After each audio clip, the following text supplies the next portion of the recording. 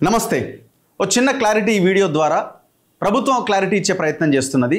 రాజీవ్ యువ వికాసం 50,000, ₹1,00,000, 2 లక్షలు, 4 లక్షలు ఇట్లా కొంత రాయితీ ఇస్తూ 50,000 అయితే మొత్తం రాయితీ, 1,00,000 అయితే ఒక రాయితీ, 2 లక్షలు అయితే 4 లక్షలు అయితే ఇట్లా కొంత రాయితీ ప్రకటిస్తూ సబ్సిడీ ఇస్తూ బ్యాంకుల ద్వారా ప్రభుత్వం దాదాపు తెలంగాణలో ఉన్న యువతకి, నిరుద్యోగులకి 6,000 కోట్ల రుణాలు ఇవ్వాలన్నది రాజీవ్ యువ వికాసం పథకం లక్ష్యం. సో ఈ పథకం అయినప్పటి నుంచి నేటి వరకు జనరల్గానే రకరకాల సమస్యలు వస్తుంటాయి, అనేక అపోహలు వస్తుంటాయి, ఇంకొకటి వస్తుంటాయి. ప్రభుత్వం కూడా కొన్ని తెలిసి కూడా కొన్ని తప్పులు చేస్తుంటుంది, లేదు అధికారులు కొన్ని తప్పులు చేస్తుంటారు. ఇందులో భాగంగా ఒక అంశం మీద పెద్ద ఎత్తున చర్చ నడుస్తున్నది. ఏంది? సిబిల్ స్కోర్ కనుక లేకపోతే, సిబిల్ స్కోర్ మంచిగా లేకపోతే, ఫెయిర్గా లేకపోతే మీకు లోను రాదు, మీకు లోన్ ఇవ్వరు అన్న చర్చ నడుస్తున్నది. ఈ అంశం మీద భట్టి విక్రమార్క ఒక క్లారిటీ ఇచ్చారు, ఫైనాన్స్ మినిస్టర్.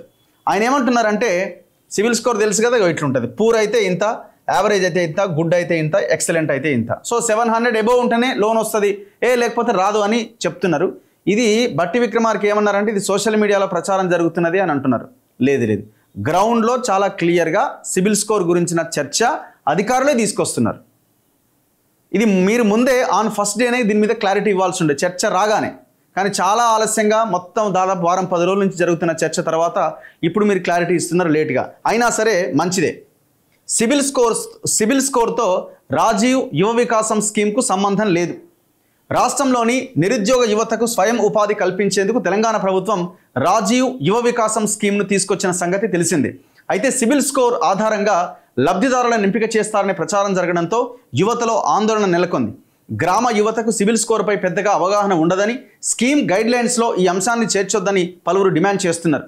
ఈ క్రమంలో రాజీవ్ యువ వికాసం స్కీమ్ పైన deputy CM Bhatti Vikramarka clarity ఇచ్చారు.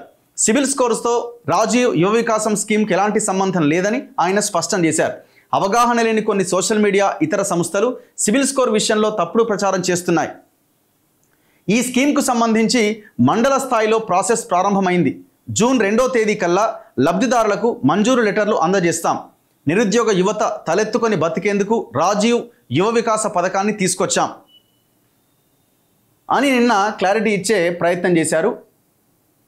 సో దీని ద్వారా క్లారిటీ ఏంటంటే, సిబిల్ స్కోర్తో పని లేదని. మరి చూడాలి గ్రౌండ్లో అధికారులు మళ్ళీ ఈ అంశాన్ని లేవనెత్తున్నారా లేదా అన్నది రేపు ఎల్లుండి దీని మీద క్లారిటీ వస్తుంది.